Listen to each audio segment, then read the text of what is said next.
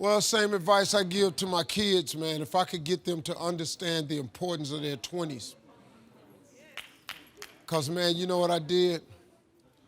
I just blew my 20s.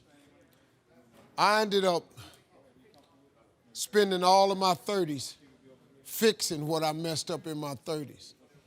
I spent all of my 40s doing what I could have been doing in my 30s. I looked up, man, I had let too much time slip away. If you could get young people to get their foot on the gas pedal in their 20s, because right now they think going out is everything. And I keep telling them, man, you're gonna outgrow that in a minute. Because, you know, like at this age, it's when somebody says, hey, we're gonna go out to a club tonight. What? Go out to a club? Are you kidding me? It don't make no sense to you now because you're over that. But it takes a minute for them to understand that, man. It's sad. I wish they'd get it. But I wasn't clubbing in my 20s. I didn't know how to make a vision board. I didn't know how to. What really changed my life, man, was I got in Amway when I was about 24. I got in Amway. And that changed my life, man, because the first time ever, they introduced me to self-help books. And I read 2 books that changed my life. It was The Power of Positive Thinking by Norman Vincent Peale and The Magic of Thinking Big by David Schwartz. I read them books and it changed my life.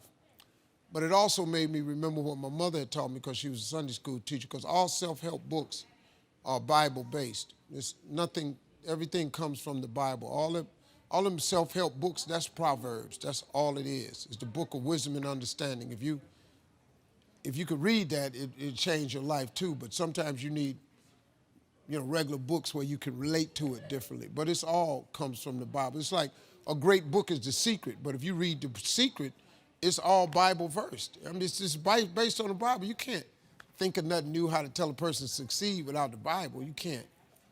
It doesn't work that way, So All right, families, mask off, please. a couple of books changed my life, man. But The Magic of Thinking Big was huge for me. It just taught me one simple principle.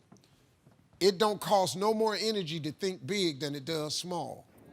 You can say Volkswagen and you can say Rolls Royce with the same amount of effort. You ain't got to grunt to say Rolls Royce. So if the Bible is true, which it says a man is as he thinketh, if you think poor thoughts, you got to be poor. The moment you change that thought into wealth or riches, you start the process to becoming wealthy or rich. It's not a magic trick. It's really how it works. People complicate it. You got to do this and you got to do that. But the Bible's pretty plain. They ain't got no loopholes in it. Really don't. It's just real simple. It say what it say.